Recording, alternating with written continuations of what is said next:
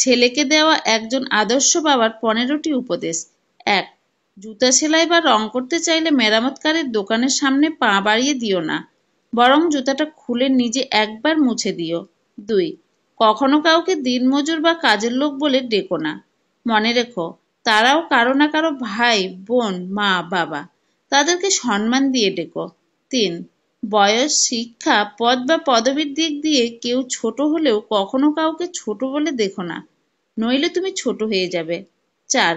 পড়াশোনা করে জীবনে উন্নতি করো, কিন্তু কারো ঘাড়ে পা দিয়ে উপরে ওঠার চেষ্টা করো না। 5. কাউকে সাহায্য করে পেছনে ফিরে চেয়েও না, সে লজ্জা পেতে পারে। 6. সবসময় পাওয়ার চেয়ে দেওয়ার চেষ্টা করো বেশি, মনে রেখো প্রদানকারীর হাত সর্বদা উপরেই থাকে। 7. এমন কিছু করো না যার জন্য তোমার এবং তোমাদের পরিবারের উপর আঙুল ওঠে। 8.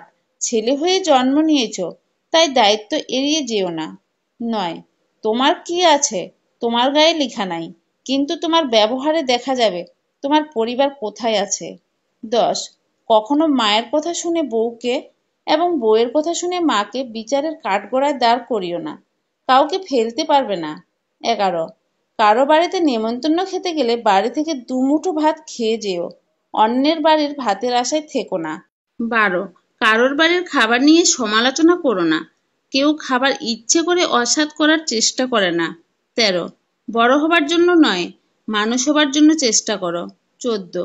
শ্বশুর কিংবা শাশুড়িকে এতটা সম্মান দিও যতটুকু সম্মান তোমার বাবা মাকে দাও, এবং তাদের প্রতি এমন আচরণ করো যাতে করে তাদের মেয়েকে তোমার বাড়ি পাঠানোর জন্য উতলা থাকে। 15. সবসময় ভদ্র ও নম্রভাবে চলো এবং কথা বলো, কিন্তু অন্যায়ের সাথে আপোষ করো না।